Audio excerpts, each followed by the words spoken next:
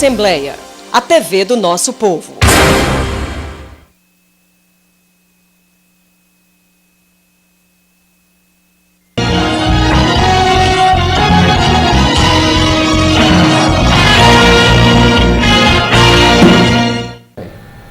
Olá, boa noite. Está no ar o programa Questão de Ordem.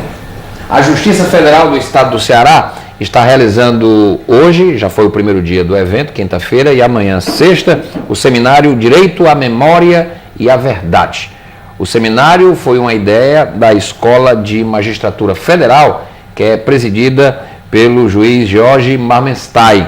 É também uma idealização e um trabalho do Dr. Leonardo Rezende, juiz federal, diretor do foro. E ele é coordenado, este seminário está sendo coordenado pelo juiz federal, Dr. Ricardo José Brito Arruda. Ele está aqui comigo, é o meu convidado hoje aqui no Questão de Ordem, Dr. Ricardo Aguiar de Arruda, digo melhor. Ele está aqui comigo, é o meu convidado no programa Questão de Ordem. Vamos falar desse temário, deste encontro que está sendo realizado nesta quinta e amanhã, sexta-feira, lá no auditório da Justiça Federal, ali no centro, na Praça Murilo Borges, no centro da cidade de Fortaleza.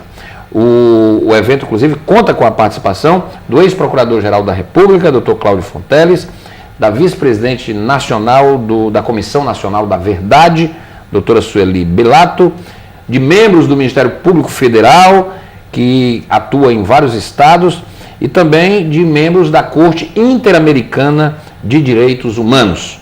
Justiça de Transição, Verdade, Justiça e Reconciliação. É o tema de hoje do programa Questão de Ordem. Eu recebo com prazer o coordenador deste importante seminário Direito à Memória e à Verdade, que está sendo promovido pela Justiça Federal aqui do Estado do Ceará, o meu convidado, Dr. Ricardo Aguiar de Arruda. Ele está aqui comigo. O Dr. Ricardo é ex-servidor do Banco do Nordeste do Brasil, engenheiro civil com especialização em engenharia de petróleo pela Universidade Federal da Bahia, é também ex-engenheiro de petróleo da Petrobras, ex-auditor fiscal da Previdência e juiz titular da 29ª Vara da Seção Judiciária da Justiça Federal no Ceará, de Limoeiro do Norte. É o juiz titular da Vara da cidade de Limoeiro do Norte. Portanto, é com o Dr. Ricardo Aguiar de Arruda o Questão de Ordem de hoje. Você participa do programa a partir de agora.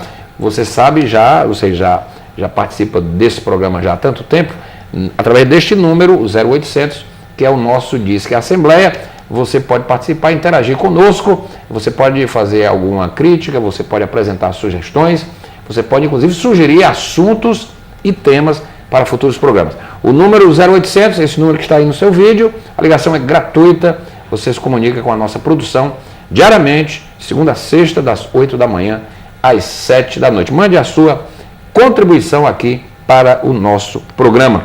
Doutor Ricardo, tudo bem? Doutor Ricardo Aguiar de Arruda, prazer ter aqui. É um prazer estar aqui com você. Seja bem-vindo, doutor. Muito obrigado. Os telespectadores, boa noite. Estou a seu dispor. Direito à memória e à verdade. Justiça de transição. O que é a justiça de transição, doutor Ricardo? Olha, Renato, esse termo é um termo técnico. Países que passam por períodos de exceção, períodos de ditadura, seja ela militar, seja civil. Países, por exemplo, também que passam por situações difíceis, como a que passou a África do Sul, de segregação racial, ou seja, o regime do apartheid. Regime do apartheid, situações que violam direitos humanos, ou seja, saindo desse momento e passando para um momento democrático, há necessidade de se realizar uma série de atos e que esses atos se traduzem em justiça de transição. E aí, para detalhar melhor, assim, só para citar, dentre aqueles que são estabelecidos como componentes da justiça de transição, temos estabelecimento da verdade, e aí, em regra, esses países criam comissões da verdade. Temos também a necessidade de reparar as vítimas desse regime autoritário. Temos também a necessidade de punir os responsáveis por delitos, graves delitos contra os direitos humanos. E, finalmente, há uma necessidade também urgente de desestruturar aquelas estruturas arcaicas que serviram ao regime de exceção, assim como expurgar os elementos maus que praticaram esses atos delituosos. Isso daí, em suma, seria o que a gente chama de justiça de transição, Renato. Bom, esse evento da Justiça Federal, ele se insere num contexto bem mais amplo, né, doutor? Porque hoje o Brasil, nós estamos há mais de 3 anos da lei da anistia, que é uma lei de 79, né? 79, isso. A lei que propiciou a volta dos exilados políticos, das grandes lideranças que foram caçadas pelo regime de 64. Nós estamos aí com a Constituição, a chamada Constituição Cidadã, já com 25 anos. Isso. A Constituição de 88. E ainda hoje, algumas feridas não cicatrizaram. Ainda há uma tensão quando este assunto é abordado. Quer dizer, daí a importância desse tipo de evento que reuniu, digamos assim, todo o esforço da Justiça Federal, não é? E de 3 juízes praticamente. É claro que tem muito mais gente envolvida, mas o senhor, que é o coordenador, o doutor George, que é o presidente lá da Escola de Magistratura Federal, e o doutor Leonardo, né, diretor do fórum. Isso. Este seminário, ele está acontecendo aqui no Ceará, mas ele já aconteceu em outras varas federais, quer dizer, em outros tribunais regionais. Olha só, o Ceará está partindo na frente. Que bom. Estamos trazendo aí grandes personalidades nacionais, e todas elas são unânimes em dizer que nunca viram um evento tão interessante, tão rico como esse, e tão oportuno, patrocinado pela Justiça Federal, ou não apenas a Justiça Federal, mas qualquer justiça, seja ela estadual, trabalhista, não. É um evento único. Primeiro, que esperamos que daí por diante outros eventos surjam e essa discussão se aprofunde. E aí você hoje falou agora que essas feridas não foram curadas, e eu me lembrei de alguém lá no seminário hoje, salvo engano o próprio Leonardo, que fez aí uma analogia, uma metáfora, dizendo que as feridas não foram furadas porque na medicina, para serem curadas as feridas, precisam ser limpas. As feridas não foram limpas, né? Então esse processo que estamos iniciando faz parte dessa necessidade de limpar as feridas para a partir daí curarmos essas feridas. Como foi hoje o primeiro dia, doutor Ricardo? Hoje, nesta quinta-feira, foi o primeiro dia. Amanhã, sexta, o seminário se conclui, assim? Se conclui, é isso mesmo. Olha, o seminário que inclusive saí agora por volta de 7 horas de lá e ainda estava acontecendo. Veja. Senhor, eu até agradeço a gentileza, né, a disponibilidade do senhor, dos nossos amigos da Justiça Federal, por terem nos dado essa oportunidade de abrir esse espaço e discutir esse assunto tão importante para a cidadania, para o nosso grande público. Como foi o dia hoje do evento? Olha, iniciamos hoje pela manhã uma abertura com a brilhante palestra do Cláudio Fonteles, que foi Procurador-Geral da República. Além de Procurador-Geral da República, também coordenou até recentemente a Comissão da Verdade. Comissão que é constituída de 7 membros, que iniciou seus trabalhos ano passado e que tem um mandato de 2 anos. Portanto, Cláudio Fonteles nos brindou e brindou a todos os presentes uma palestra magnífica, explicando detalhes do funcionamento da Comissão da Verdade, o escopo, qual a finalidade, onde se vai chegar e, além disso, o que é mais importante, trazendo uma postura de humanista. Grande figura, Cláudio Fonteles. Esse foi o momento da manhã. À tarde, iniciamos uma nova mesa, essa composta tendo por principal palestrante a Sueli Bellato. Sueli Bellato, que vem a ser a vice-presidente da Comissão Nacional de Anistia, uma pessoa maravilhosa, doce, figura humana, fantástica, que também apresentou uma palestra que foi de muito proveito para os presentes.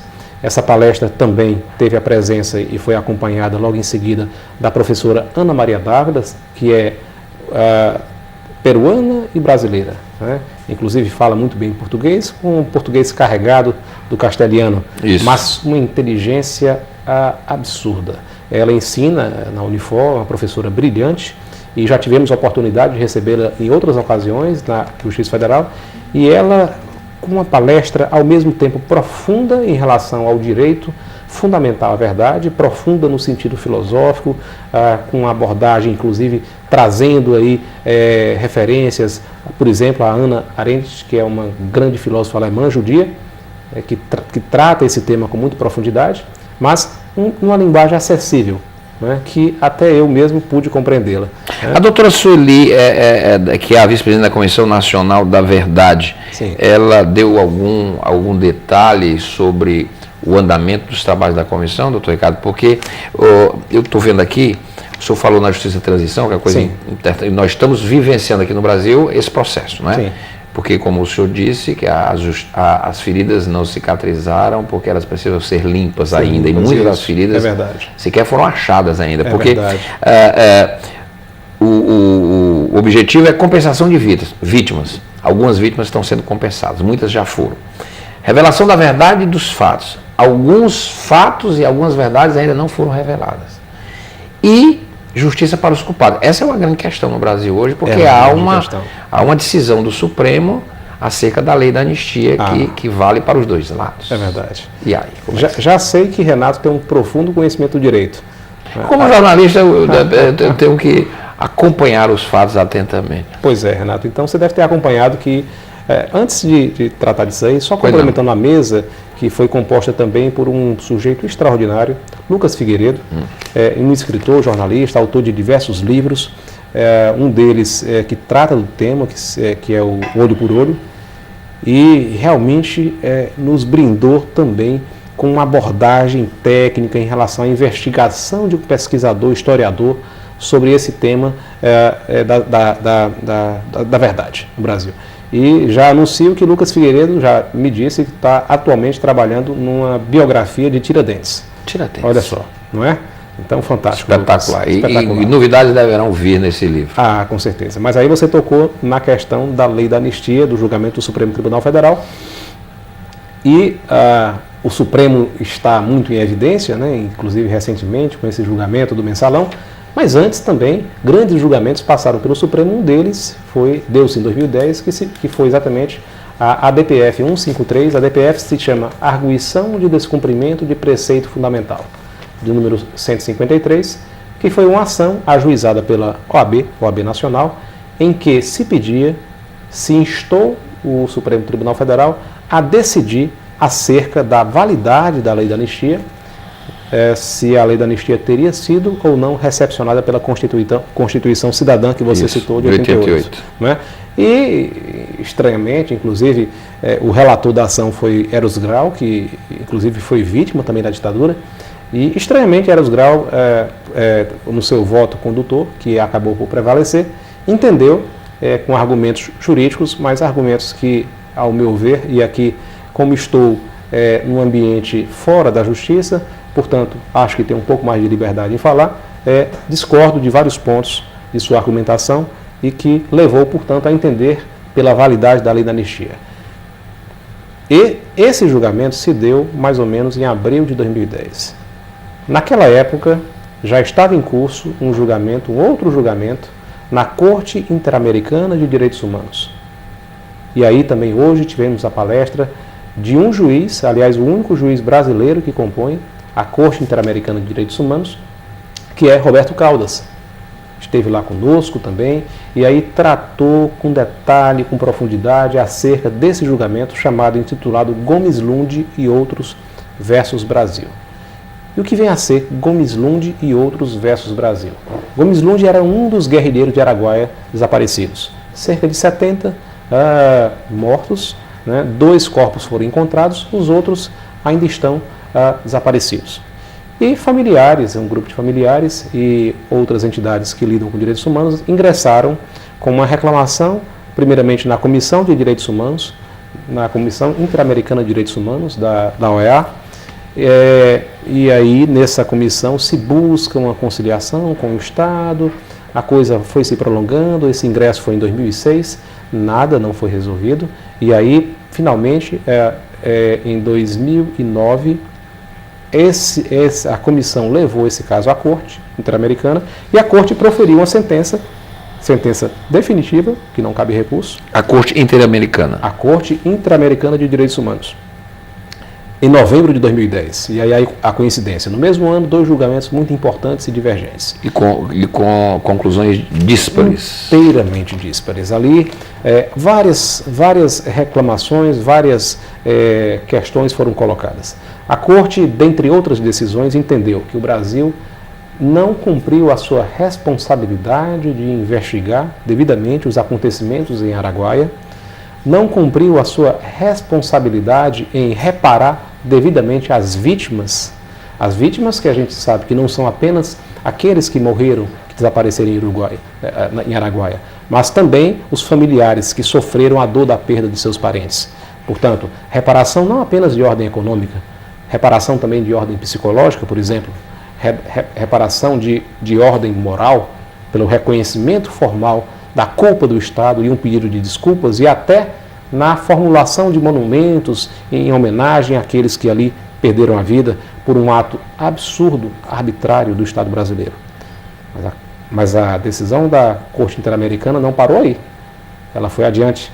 Ela entendeu que não poderiam ser colocados obstáculos a que aqueles que perpetraram esses atos bárbaros não fossem, portanto, punidos não apenas no âmbito civil, mas também no âmbito penal. Então temos aí um conflito entre uma corte maior de um país e, ao mesmo tempo, uma corte interamericana a que o Brasil se submete e, portanto, tem responsabilidade internacional perante ela. De tratados assinados, né? Tratado, a Corte Interamericana é fruto de um tratado. Né? E o Brasil espontaneamente, não foi forçado a isso, mas espontaneamente se submeteu a essa corte.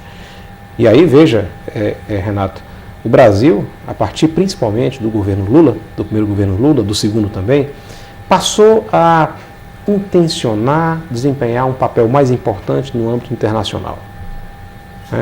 O Brasil avançou muito, passou a ter um reconhecimento, ser tido como, e aí me perdoe aqui a linguagem, usando um termo em inglês, um player, um grande player, né?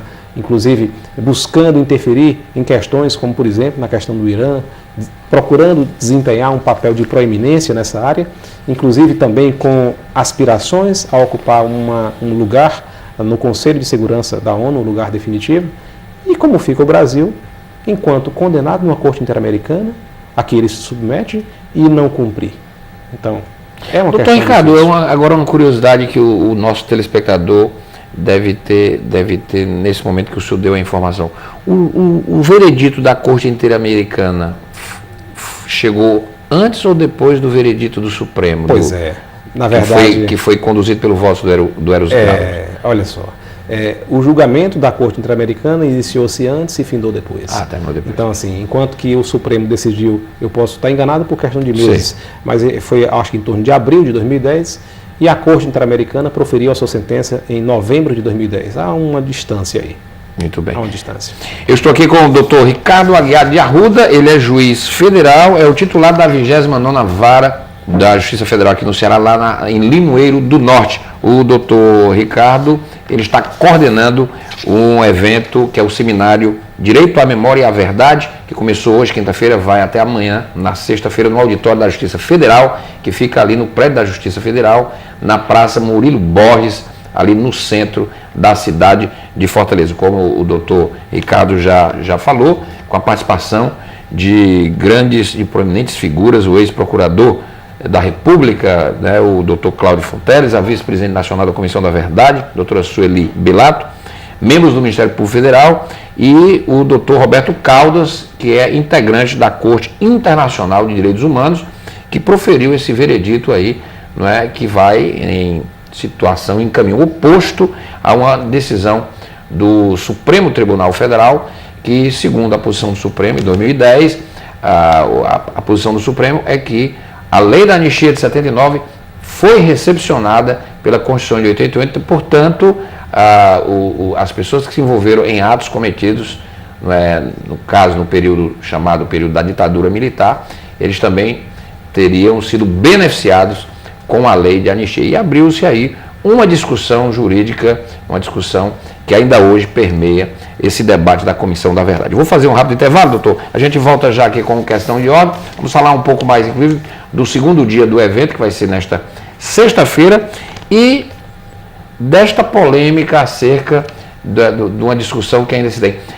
É possível rever a decisão do Supremo Tribunal Federal? O Supremo é uma corte, é a nossa Suprema Corte, mas ela é uma corte que muda a sua formatação. Tivemos agora um exemplo típico, no meio de um julgamento importante, 2 ministros do Supremo foram para a compulsória porque atingiram a idade limite de 70 anos. Isso propiciou a renovação de 2 membros do Supremo que foram indicados pela presidente Dilma, foram aprovados pelo Senado e terminaram assumindo a sua condição de ministro do Supremo. Isso, de certa forma, mudou a correlação dos votos, não é, nos embargos infringentes que foram acatados e, segundo a gente lê pela imprensa, podem, inclusive, determinar mudanças, inclusive, na pena de alguns dos réus, não é, do chamado julgamento do mensalão. No caso do julgamento da lei da anistia, eu vou perguntar ao doutor Ricardo daqui a pouquinho, o seminário avançou nesse aspecto. Esse julgamento poderia ser recolocado em pauta? Esse tema poderia voltar a ser analisado pelo Supremo Tribunal Federal? Estou aqui com o doutor Ricardo Aguiar de Arruda, juiz federal do Ceará, de Limoeiro do Norte. Vou fazer um rápido intervalo, a gente volta já com questão de ordem.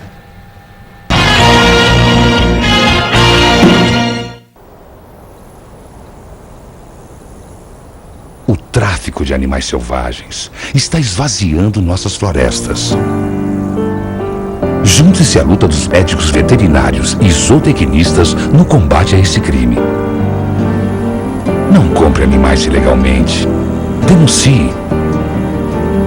Acesse o site e saiba mais. Conselho Federal de Medicina Veterinária.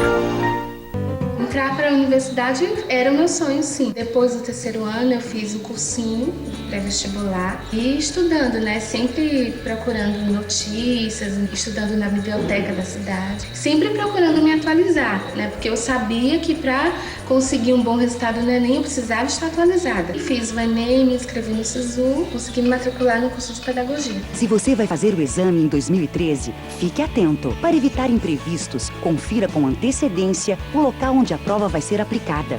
Esta informação está descrita no cartão de confirmação de inscrição que o candidato recebe pelos correios. Tudo o que você precisar saber para fazer sua prova com tranquilidade está disponível no site do INEP. Um bom resultado no Enem significa melhores oportunidades para seu futuro acadêmico. Aproveite esse momento e boas provas. O direito de estudar é de todos. O mérito da conquista é sempre seu. Ministério da Educação, Governo Federal.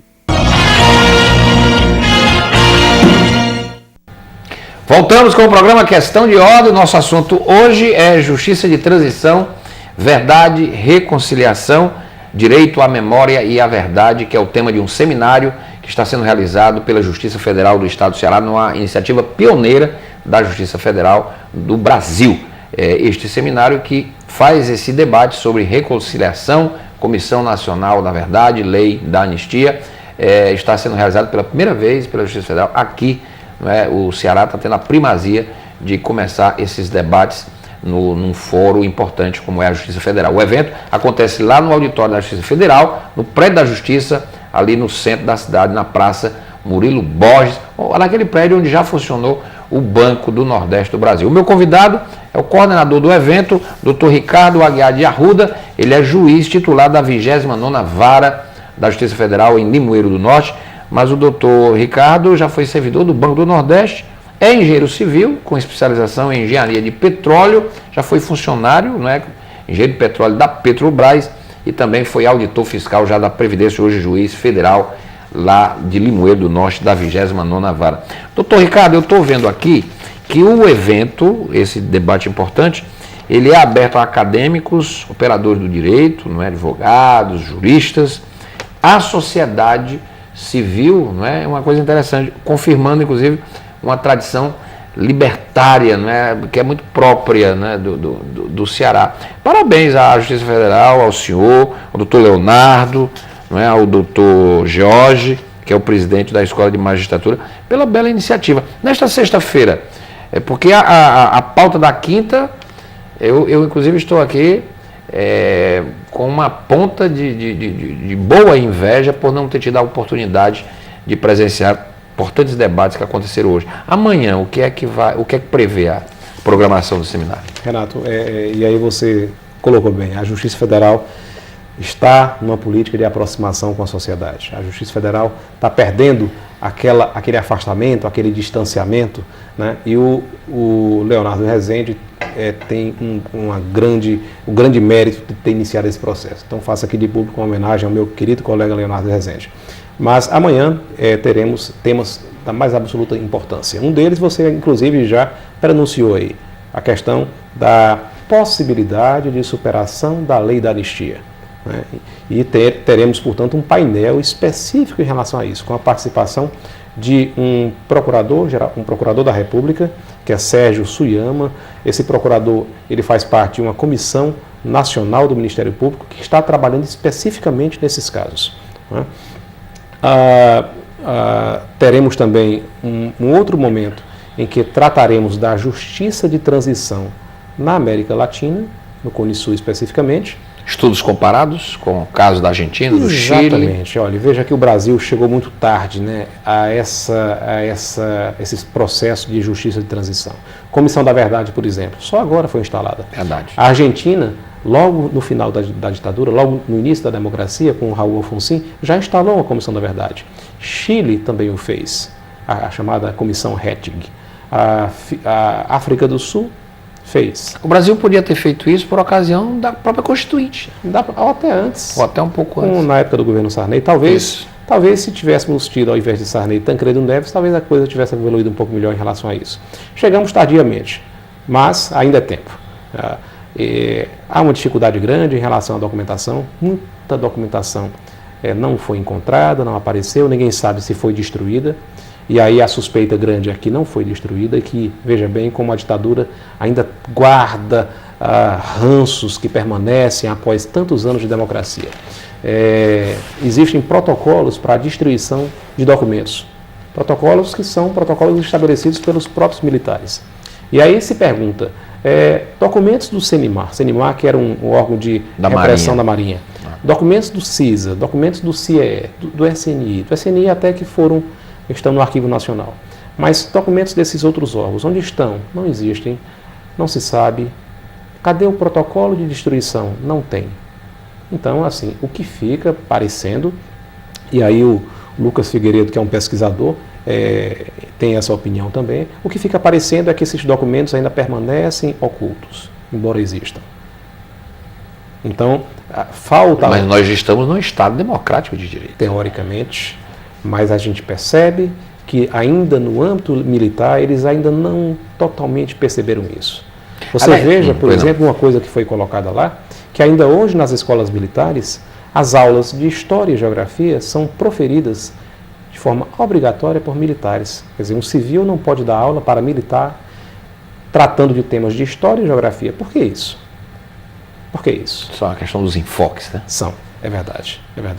E aí temos, nesse estudo comparativo com a Argentina, com o Chile, com o Uruguai, temos, por exemplo, e aí eu trago à tona o Uruguai, que desses países aí talvez fosse aquele que resistisse mais à jurisdição da Corte Interamericana de Direitos Humanos, muito embora também submetido a ela, mas havia uma resistência por parte do Uruguai. E o Uruguai sofreu uma condenação em 2011, no caso Hellman, e similar à condenação que o Brasil sofreu no caso Gomes Lund. Mas, de imediato, o Uruguai reverteu essa posição e passou a procurar, processar e punir aqueles que perpetraram graves violações aos direitos humanos na ditadura uruguaia. Historicamente, doutor Ricardo, o senhor que também estudou muita história, evidentemente, o Brasil tem uma tradição de conciliação, não é? Eu me lembro bem de um artigo de um brasilinista que estava aqui no Brasil por ocasião da posse do Tancredo Neves, né, a nova república, né, que nascia, etc., sob o signo da conciliação, porque é bom lembrar que a eleição direta ela não passou no Congresso Nacional, quer dizer, a direta ela foi derrotada numa sessão do Congresso presidida pelo então presidente do Congresso, o senador José Sarney, que tempos depois se transformaria no vice-presidente da chapa do Tancredo, e, por ironia do destino, se transformou no presidente com o falecimento do presidente eleito e não empossado. Isso. E o brasilianista escreveu um artigo para um jornal americano, ele estava aqui, mas ele era americano, e ele disse que não compreendia. É difícil explicar para o país dele como um povo estava nas ruas comemorando a posse de um presidente que, alguns meses atrás, foi um dos responsáveis pelo sepultamento das eleições diretas para a presidência da República, que tinha sido, um pouco antes, presidente do partido da ditadura, que era o PDS. É verdade. Essas coisas, quer dizer, se você contar para um estrangeiro que não vivencia o contexto brasileiro, fica difícil para você, mas como é que pode? E o povo estava na rua aplaudindo, e estávamos. Né? Quer dizer, é a dada conciliação brasileira. Quer dizer, o Brasil não é um país de rupturas, historicamente, sempre foi um país de grandes conciliações. O Brasil, especificamente em relação a esse tema, talvez esteja a ignorar os fatos graves que foram cometidos naquela época. Talvez se a população brasileira tivesse ciência das barbaridades que foram cometidas naquela época, talvez ele tivesse uma visão diferente. E é importante que se diga, embora o brasileiro seja voltado à conciliação e à reconciliação, é importante, antes de tudo, nos reconciliarmos com a verdade e com o passado. É o que está faltando. Não temos ainda informações precisas, a população não tem conhecimento. Gerações novas que surgiram mal sabem, têm ideia do que foi a ditadura militar. Que não foi, ao contrário do que a Folha de São Paulo, em um dado momento, comparando com as ditaduras da Argentina e do Chile principalmente, chegou a chamar de dita branda. Não foi dita branda. No editorial, inclusive. Né? No editorial. Uma ditadura que faz com que mais de 350 brasileiros desapareçam. E veja bem, não é a questão de ser morto. É mais grave do que isso. É desaparecer, é sumir do mapa, é não se ter ideia, é ficar no limbo. E isso aconteceu com mais de 350 brasileiros desaparecidos. As famílias não tiveram o direito sequer de enterrar seus mortos. Né? Nenhum. E muitos deles, inclusive, que sequer estavam envolvidos em atos de violência. Lembramos, por exemplo, do Rubens Paiva, que era político, não é?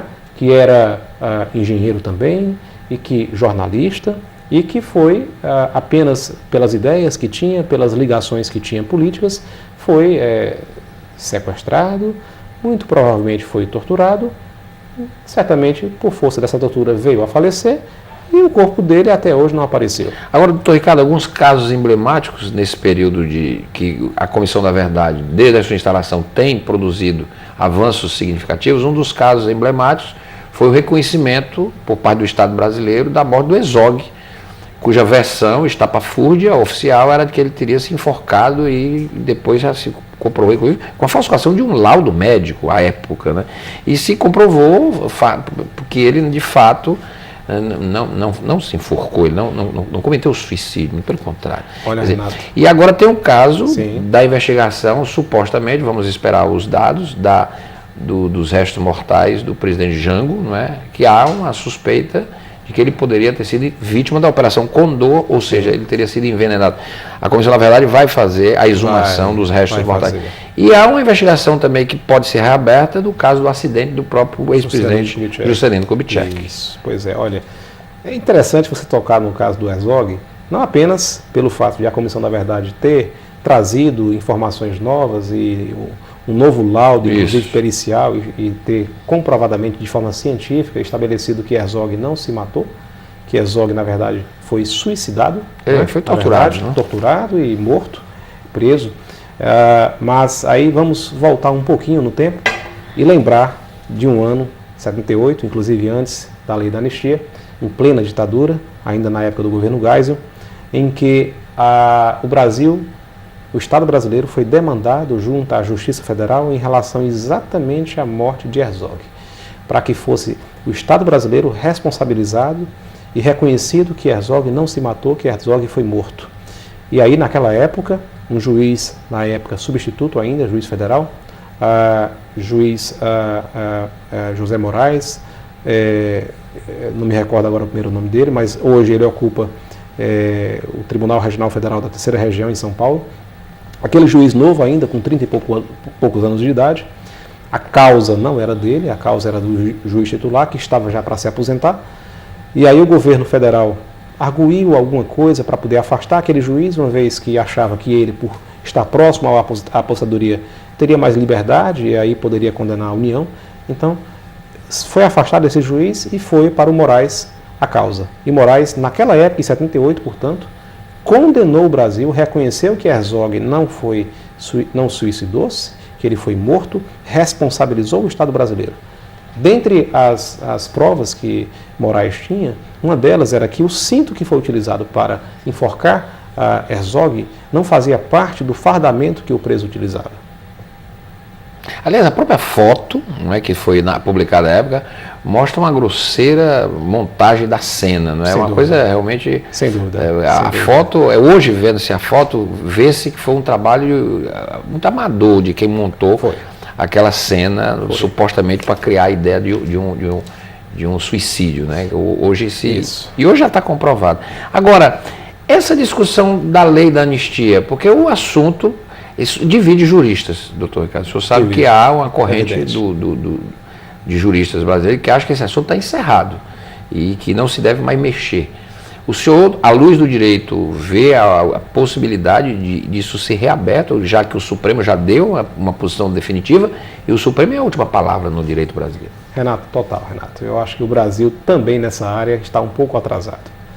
A gente tem que compreender, porque no Brasil, boa parte do juiz ainda pensa que o ápice das leis brasileiras é a Constituição Federal. Mas hoje, internacionalmente, já se entende que, na verdade, acima da Constituição Federal estão as obrigações internacionais vinculadas aos direitos humanos. Essas sobrepairam sobre a Constituição. Então, existe um conceito chamado controle de convencionalidade, que seria o quê? Se adequar à legislação nacional e às próprias decisões judiciais, não apenas à legislação interna, mas às convenções internacionais que o país faz parte. Porque essas também se incorporam no ordenamento jurídico interno e se incorporam quando se trata de direitos humanos num patamar muito elevado, né? Há quem diga, inclusive, que uma Constituição que não atenda devidamente aos direitos humanos, ela não é propriamente uma Constituição. Existiria uma Constituição que estaria acima dela, vinculada aos direitos humanos, relacionada aos direitos humanos. E aí, algumas novidades nós temos, inclusive no campo do direito internacional. O Brasil, em 2011, ratificou uma convenção internacional em relação aos desaparecimento de pessoas, em 2011. Portanto, após os 2 julgamentos do Supremo Tribunal Federal e da Corte Interamericana. E por força, inclusive, dessa convenção, já está no Congresso Nacional e foi aprovado agora em agosto pelo Senado Federal um substitutivo do senador Pedro Taques, já criando o tipo penal relativo ao desaparecimento forçado. Falta agora a Câmara aprovar. E a gente tem que lembrar que esses delitos têm um caráter permanente, uma vez que os restos mortais não prescrevem, porque os restos mortais não foram apresentados. Então, o que você tem, na realidade, são pessoas que sumiram, evaporaram. Porque no Brasil o crime de homicídio prescreve, né? Depois de 20 anos. Prescrevem. No âmbito do direito internacional, há um conceito seriam crimes contra os direitos humanos. De lesa humanidade. De lesa humanidade. Esses crimes seriam imprescritíveis. Né? E esses crimes de lesa humanidade, por exemplo, quando perpetrados pelo Estado de forma sistemática ou acobertados pelo Estado, seriam crimes de lesa humanidade. E tem diversas, digamos assim, normas internacionais, por exemplo, vinculadas ou ligadas à Convenção de Genebra de 1949, são 4 convenções que tratam do direito humanitário e que normalmente são utilizadas em relação a questões quando há conflitos internacionais. Mas há um artigo específico das 4 convenções que trata especificamente de conflitos internos. Essas convenções, portanto, do direito humanitário também seriam aplicáveis ao Brasil, porque teve conflito interno. A gente vê muito, a gente falando aqui em esses acordos, não é, internacionais, que o Brasil, inclusive, é signatário de muitos desses acordos, como o senhor citou alguns, a gente percebe quando alguns desses ditadores, não é, quando eles caem em desgraça, quer dizer, eles são levados às barras desses tribunais. Lembra-se aqui rapidamente daquele Milosevic, aquele lá da Iugoslávia, sim. Né, ele foi realmente condenado. Quer dizer, e ainda hoje, agora mesmo tivemos recentemente um caso, está falando muita polêmica na Itália por conta de um carrasco nazista, onde a população não aceita que ele seja enterrado sepultado, exatamente por conta dos crimes perpetrados contra a humanidade, quer dizer, o que reforça esse caráter de imprescritibilidade desses crimes contra os direitos humanos. Mas o fato é que, no estamento jurídico brasileiro, o Supremo deu a palavra final. Ainda não, inclusive cabe embargos de declaração e a Corte mudou a composição. Pode ser que o Supremo, inclusive em função de fatos novos, venha a decidir de forma diferente. E aí o novo Procurador-Geral da República, Rodrigo Janot, já se manifestou nesse sentido. A própria OAB também já deu sinais nesse sentido. E mais ainda, o próprio Supremo Tribunal Federal, recentemente, na pessoa do Marco Aurélio, também colocou essa possibilidade de uma revisão. Então, é possível sim. É possível. Não é possível que o Brasil se diferencie tanto dos seus países vizinhos. Temos a Argentina, temos Chile, temos Uruguai, temos Paraguai, temos o Peru, que se não passou por uma ditadura militar, passou por aquele período autoritário do Fujimori. Então, em todos esses países houve punições. Né? Os grandes líderes, Videla, Viola, Reinaldo Mignoni, Contreras no Chile, o próprio Pinochet, todos eles passaram pelas grades. Por que não no Brasil? Doutor Ricardo, eu estou no finalzinho do programa. Nesta sexta, portanto, o seminário continua com estes eventos que o senhor citou e vai ter algum momento lá de depoimentos de pessoas que vivenciaram esses anos, chamados anos de chumbo? Sem dúvida. Olha, veja bem, havíamos programado um painel específico para isso e contará com a participação Tarcísio Leitão, que foi preso e torturado. Tarcísio Leitão, advogado. Advogado, sim. Inocêncio Uchoa, também advogado e juiz do trabalho. Inocêncio Uchoa, isso. Juiz do trabalho. Juiz do trabalho, aposentado, hoje advogado na área do trabalho. Inocêncio, que inclusive esteve no Congresso de Biúna e viveu na clandestinidade. Congresso da Uni, famoso isso, Congresso de Biúna. Né, que foi, o local foi encontrado, foi ajustado pelo Frei Tito, também cearense. Isso. E teremos a participação da Maria Luísa, que viveu aquela luta. Maria Luísa Fontinelli, nossa ex-prefeita, ex-deputada. Ex-deputada federal, com certeza. Então, mas veja bem, esse espaço foi reservado para amanhã, mas hoje mesmo já tivemos depoimentos. Né? Na oportunidade que ouvimos, por exemplo, Mário Albuquerque, que permaneceu 9 anos preso, Mário Albuquerque. Que é presidente da comissão aqui. 64, 68. 64, integra, inclusive, a comissão de investigação lá de Brasília, como representante. Integra, isso. Exatamente. Perfeitamente. Doutor Ricardo, eu queria agradecer a presença do senhor, parabenizar a Justiça Federal pelo evento Seminário Direito à Memória e à Verdade, Justiça de Transição, Verdade e Reconciliação. Há uma expectativa de amplos segmentos. Esse assunto está longe de ser consensual, evidentemente, ele é muito polêmico, mas há um sentimento de parcela significativa da sociedade brasileira por esta reconciliação que só seria possível, não é, no entendimento destas camadas, com o esclarecimento total e completo e a elucidação de alguns fatos que ainda estão por serem devidamente explicados. Esta aqui é a grande realidade. Sem dúvida. Muito obrigado por ter vindo. Renato, eu agradeço, os telespectadores também, agradeço a todos vocês. E se tiverem oportunidade de amanhã comparecerem ainda à Justiça Federal, serão bem recebidos e com certeza não se arrependerão. Começa cedinho, às 8, 9? Começa às 8 horas, 8h30, o brasileiro sempre atrasa um pouco. 8h30, né? Lá no centro de Fortaleza, no quinto andar do edifício da Justiça Federal, ali na Praça Murilo Borges. Doutor Ricardo Aguiar de Arruda foi meu convidado hoje. Obrigado, doutor Ricardo. Muito obrigado. Muito bom tê-lo hoje aqui no programa Questão de Ordem. O Questão de Ordem fica por aqui. A gente volta amanhã. Até lá.